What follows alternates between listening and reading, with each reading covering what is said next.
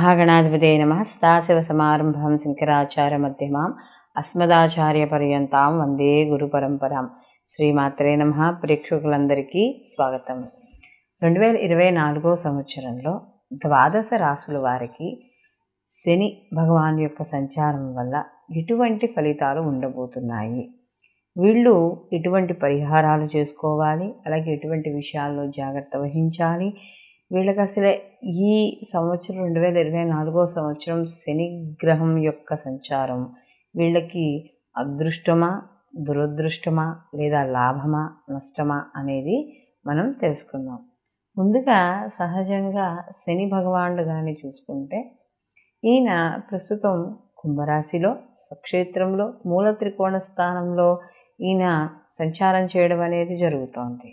అయితే శని భగవానుడికి సహజంగా కానీ మనం కారకత్వాలు కానీ చూసుకుంటే శని భగవానుడు చాలా డిసిప్లైన్, మనకి ఆయనకంతా ఒక పద్ధతిగా ఉండాలి. అలాగే సేవాకారకుడు, పెద్దల యందు, గురువుల యందు, తల్లిదండ్రుల యందు ఎవరు అయితే ప్రేమగా వ్యవహరిస్తారో వాళ్ళ మీద ఆయన యొక్క అనుగ్రహం అనేది ఎక్కువగా ఉంటుంది. అలాగే ఈయన కూడా మనం ఈ శని భగవానుడు కానీ చూసుకున్నప్పుడు ఈయన ఓర్పు, ప్రతిదాన్ని కూడా చాలా ఓర్పుగా ఉంటారు. అలాగే ఒక నియమబద్ధత, ఇలాంటివన్నీ కూడా శనికి సంబంధించిన కారకత్వాలుగా చెప్తాను. అందుకనే ఎక్కడా చూడండి మూలలు కానీ ఎక్కడైనా ఇల్లు కూడా శుభ్రంగా ఉండాలి. ఈ ఇల్లుతో పాటు మనకు చెప్పేది ఏంటంటే ఆయన మలిన పదార్థాలు ఎక్కడా ఉండకూడదని, ఇలాంటివన్నీ చెప్తారు. కాబట్టి ఇల్లు ఎప్పుడూ కూడా ఈ శుభ్రంగా ఉంచుకోవాలి. శని ప్రభావం అంటే వ్యతిరేక ప్రభావం మన మీద ఉండకుండా ఉండడానికి ఇంటినే కాదు, ఇంటితో పాటు చివరికి మనం వాష్రూమ్స్ని కూడా శుభ్రంగా ఉంచుకోవాలి అని చెప్తారు. అలాగే ఇక్కడ రవి వచ్చేటప్పటికి కర్మకారకుడు, శని వచ్చేటప్పటికి కర్మకారకుడు. ఈ కర్మకారకుడైన శని భగవానుడిని యొక్క అనుగ్రహం పొందాలి అంటే ఆయన ప్రీతి కొరకై మనం ఇందాక చెప్పుకున్న విషయాలు అన్నీ కూడా చేయాల్సి వస్తుంది. అలాగే ఎక్కువగా మన చేత కర్మను చేయిస్తాడు, అంటే శ్రమింపజేస్తాడు.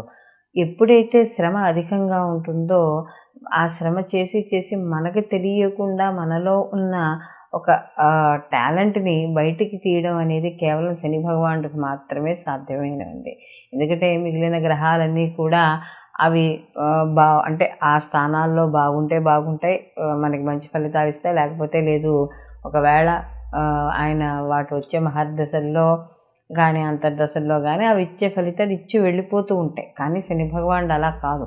ఆయన ఒకసారి ఒక జీవితంలో ఒక స్థాయి కానీ ఇచ్చాడు అంటే అది తొందరగా పోదు. ఇచ్చింది తొందరగా తీసుకోవడానికి ఇచ్చాడు అంటే స్టాండర్డ్గా ఉంటుంది అని అర్థం అన్నమాట. కాబట్టి అలాంటి శని భగవానుడి యొక్క ఈ సంచారం వల్ల, కుంభరాశిలో సంచారం వల్ల ద్వాదశ రాశుల వారికి ఏ విధంగా ఉంటుంది అనే విషయాన్ని ఇప్పుడు మనం తెలుసుకుందాం. ధనుస్సు రాశి వారికి చూసుకున్నప్పుడు రాశాధిపతి వచ్చి మనకి గురువు.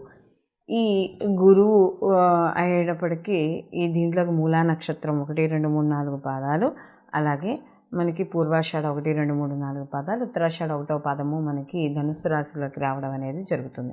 ధనుస్సు రాశికి ద్వితీయ తృతీయాధిపతి యొక్క శని భగవానుడు తృతీయ స్థానంలో సంచారం చేయడం, అందులో వీళ్ళకేమీ గురు శనులకేమీ పెద్దంత అనుకూలమైన వాతావరణం ఏమీ ఉండదు.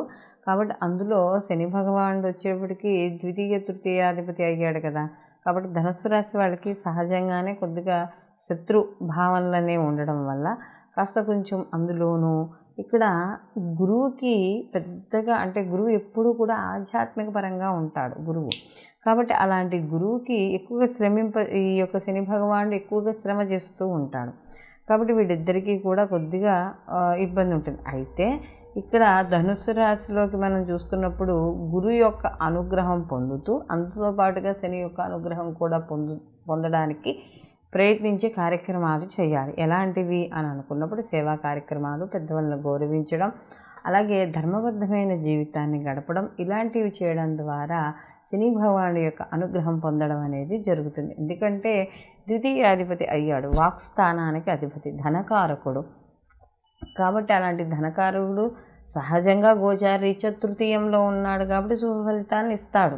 ఎలా అంటే ఇక్కడ కమ్యూనికేషన్ విషయంలో కావచ్చు, ఏదైనా పనుల విషయంలో కావచ్చు, ఉద్యోగాల విషయంలో కావచ్చు, ఎదుగుదల విషయంలో కావచ్చు, ఇలాంటి విషయాలన్నిటిలోనూ కూడా మనకి ఈ యొక్క ధనుస్సు రాశి వాళ్ళకి ఈ శని భగవానుడు గోచారం వల్ల శుభ ఫలితాలను ఇవ్వడం అనేది జరుగుతుంది. ఇది ఓకే గోచార ప్రకారం. కానీ సహజంగా ఏంటంటే ద్వితీయాధిపతి అయ్యాడు కాబట్టి ఎక్కడైనా బయట వాళ్ళతో మాట్లాడేటప్పుడు కావచ్చు, కార్యక్రమాలు చేసుకునేటప్పుడు కావచ్చు, ఇలాంటి విషయాల్లో కొద్దిగా జాగ్రత్త వహించాలి. అందులో శని భగవానుడు ఏంటంటే ఒక్కోసారి మనకి బద్ధకము, ఏదైనా ఒక పనిని ఉంటే వాయిదా వేయడము, లేకపోతే లెక్క చేయకపోవడం, ఇలాంటివి అప్పుడప్పుడు శరీరానికి అలసట వల్ల కావచ్చు, లేకపోతే మందబుద్ధి, తర్వాత చేద్దాంలే ఈ లోపల ఏమైపోతుంది అనే భావనలు అనేవి అప్పుడప్పుడు కూడా కనపడుతూ ఉండడం అనేది జరుగుతుంది. కాబట్టి అలాంటి పనులు వాయిదా వేయకుండా ప్రతి పనిని కూడా క్రమబద్ధమైన పద్ధతిలో చేసుకోవడం ద్వారా మనకి పనులు అనేవి పూర్తవుతాయి. ఎందుకంటే ఇక్కడ వీళ్ళకు కూడా ధనుసు రాశి వాళ్ళకు కూడా ఏలినాటి శని వెళ్ళిపోయింది. అంటే గత 7.5 సంవత్సరాల క్రితం వీళ్ళకి ఏదైతే ఇబ్బంది పడ్డారో అంతా పోయి ఇప్పుడు తృతీయంలోకి వెళ్ళాడు. సహజంగానే మనం చెప్పుకున్నప్పుడు ఒక రాశి నుండి అంటే ఎవరైనా ఒక జాతకస్తుడు పుట్టిన సమయానికి శని భగవానుడు ఎక్కడున్నాడో మళ్ళీ ఆ యొక్క స్థితిని రావడానికి 30 సంవత్సరాలు పడుతుంది. ఇందులో మళ్ళీ ఏనాటి శని, అష్టమ శని, అర్ధాష్టమ శనిగా మళ్ళీ ఇబ్బంది పడడం అనేది కూడా జరుగుతుంది. అలాంటి శని భగవానుడు ధనుసు రాశి వాళ్ళకి గత 7.5 సంవత్సరాలుగా ఏనాడు శని దానితో బాధింపగా ఇప్పుడు కొంత ఊరటనివ్వడం అనేది జరుగుతోంది. కాబట్టి కొన్ని పనులు ప్రయత్నపూర్వకంగా ముందుకు వెళ్ళడం, కొన్ని కాస్త ఎంత అంటే అనుకోకుండా కొన్ని పనులు వాళ్ళు అంటే చకచక అవ్వడం, ఇలాంటివన్నీ జరుగుతూ ఉంటాయి. కానీ ఇక్కడ ఏమవుతుంది అంటే ఈ యొక్క ధనుసు రాశి వాళ్ళు మాత్రం తప్పకుండా శని భగవానుడి యొక్క అనుగ్రహానికి మాత్రం వాళ్ళు సంపాదించిన దాంట్లో 10 రూపాయలు సంపాదిస్తే కనీసం ఒక పావలా అయినా సరే ధర్మ కార్యక్రమాలకి ఖర్చు పెట్టాలి. ఏదైనా గుళ్ళో ఒక కళ్యాణం చేయిస్తున్నారు, మీకు తోచిన డబ్బు ఖర్చు పెట్టండి. ఇలా ఏదో ఒకటి పేదవారు ఎవరో ఒకళ్ళు కనపడతారు, మీకు తోచిన సహాయం చేయండి. లేదా ఒక్క పూటకి సరిపడే బియ్యానో కూరలనో దేనో దానికి దానాన్ని ఇవ్వండి. లేదు మీ ఇంట్లో ఏదైనా పుట్టినరోజులు లేకపోతే పెళ్లి రోజులు ఏవైనా జరుగుతున్నాయి, ఆ పండగలకి వాటికి సంబంధించిన నిమిత్తమే ఇంత అమౌంట్ అని ఏదో ఒకటి అనుకుంటారు కదా, ఆ అమౌంట్ని ఎక్కడైనా అనాథ శరణాలయాల్లో కానీ వృద్ధాశ్రమాల్లో కానీ ఖర్చు పెట్టండి. ఇలా సేవా కార్యక్రమాలకు చేయడం ద్వారా కొంత వ్యతిరేక ఫలితాలు ఏవైతే ఉంటాయో ధనుసు రాశి వాళ్ళకి శని భగవానుడు వల్ల అవి అనుకూలమైన ఫలితాలుగా పొందడం అనేది జరుగుతుంది. మొత్తం మీద ఈ రాశి వాళ్ళకి ఈ 2024 సంవత్సరంలో శని కొంత యోగాన్నే ఇవ్వడం అనేది జరుగుతుంది. మనము ఈ యొక్క శని భగవానుడి యొక్క సంచారం అనేది గోచార రీత్యా చెప్పుకునే సంచారం. అయితే ఇక్కడ గోచార ప్రకారము మనకి శని భగవానుడు ద్వాదశ రాశుల్లో సంచరించేటప్పుడు ఎలా ఉంటుంది అని కానీ తెలుసుకున్నప్పుడు మనకి ఈ సంచారం వల్ల చాలా మటుకు అంటే ఆ శని భగవానుడు ఉన్న ఏదైతే ఆయన యొక్క స్థితి ఉందో ఆ స్థితిని బట్టి శుభాశుభ ఫలితాలు ఇవ్వడం అనేది జరుగుతుంది. ఎందుకంటే సహజంగా చాలామందికి ఈ ఏలినాటి శని, అష్టమ శని, అర్ధాష్టమ శని వీటిల్లో శని భగవానుడు ఎక్కువగా బాధపడతాడు.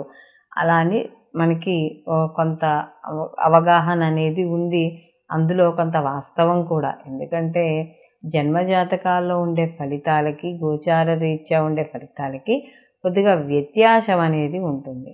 అందుకనే శని భగవానుడి యొక్క అనుగ్రహం పొందడానికి చాలామంది ఏం చెప్తారు అంటే ఆయన యొక్క అనుగ్రహం పొందాలి అంటే ఎక్కువగా దైవారాధన మనం చేయాలి. అలాగే కర్మను ఎక్కువ చేస్తూ ఉండాలి, సేవా కార్యక్రమాలు ఎక్కువ చేస్తూ ఉండాలి, ఎవరికైనా దానం చేస్తూ ఉండాలి.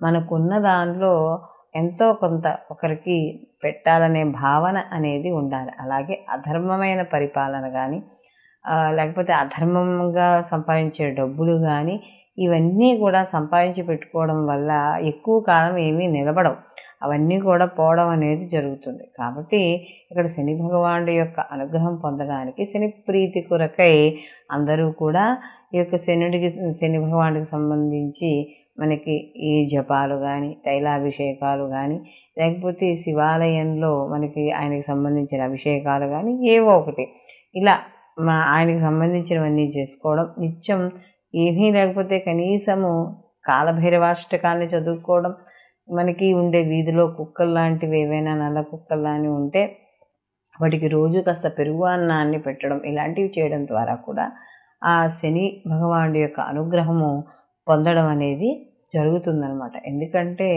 ఇక్కడ శని భగవానుడు ఎవరు ఏది ఇచ్చినా ఇవ్వకపోయినా కూడా మంచి ఎంతలా ఇస్తాడో అనిచ్చే చెడు ప్రభావం కూడా అలాగే ఉంటుంది. కాబట్టి రెండింటినీ తట్టుకోవాలి అంటే తప్పకుండా ఆ శని భగవానుడి యొక్క అనుగ్రహం ఉండాలి. కాబట్టి అందరూ కూడా వాళ్ళ జాతకాలను అనుసరించి, గోచార ఫలితాలను అనుసరించి తప్పకుండా ఈ శనిగ్రహానికి సంబంధించిన పరిహారాలు పాటించడం ద్వారా జీవితంలో అత్యున్నత స్థాయికి వెళ్ళడం అనేది జరుగుతుంది.